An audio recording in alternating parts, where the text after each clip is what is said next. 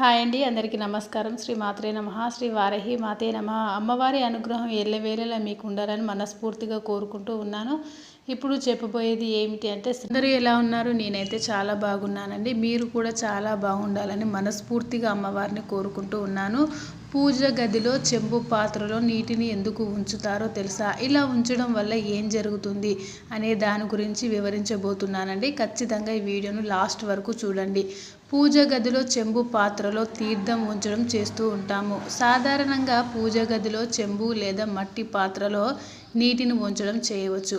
అయితే ఇలా నీటిని ఉంచి ప్రార్థించడం ద్వారా సర్వ దేవతలు సంతృప్తి చెందుతారని విశ్వాసం.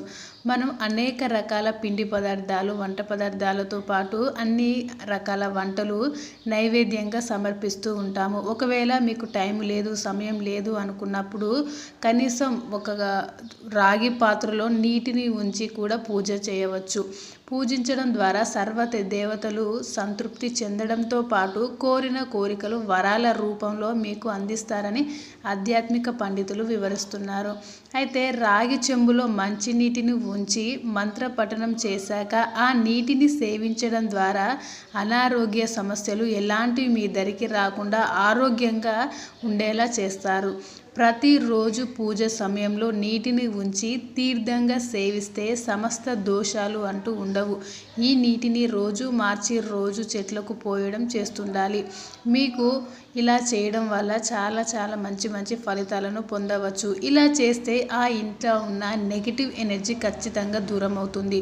అలాగే పూజ చేసేటప్పుడు గంటను కూడా ఖచ్చితంగా మోగించడం మర్చిపోవద్దు. ఇలా మోగించడం కూడా దుష్ట శక్తులకు, ప్రతికూల శక్తులను పారద్రోలేందుకు మంచిగా ఉపయోగపడుతుంది అని ఆధ్యాత్మిక పండితులు వివరిస్తున్నారు. అలాగే పూజ సమయంలో ప్రకృతిని, పంచభూతాలను ఆరాధించడం ద్వారా ప్రతికూల శక్తులతో ఇబ్బందులు ఉండవు. ఇలాంటి చిన్న పనులు దేవుడి గుడిలో చేయడం వల్ల మీకు మంచి ఫలితాలు పొందగలరు. చాలా సింపుల్ అండి. ఒక చెంబులో వాటర్ పోసి పూజ చేయడం కూడా చాలా మంచిది. ఇది ఒక చిన్న పఠించడం వల్ల మీకు అనుకూల పరిస్థితులు ఏర్పడతాయి. ఎలాంటి కష్టాలు రాకుండా అమ్మవారి అనుగ్రహం ఎల్లవేళలా మీకు, మీ కుటుంబానికి, మీ తోటి మిత్రులకు అందరికీ చక్కగా ఉపయోగపడుతుంది. ఇలాంటి మరిన్ని వీడియోస్ మీ ఫ్రెండ్స్కి కూడా షేర్ చేయండి. మా వీడియోస్ ఫస్ట్ టైం చూస్తున్నట్లయితే తప్పకుండా లైక్ చేయండి, షేర్ చేయండి, కామెంట్ చేయండి.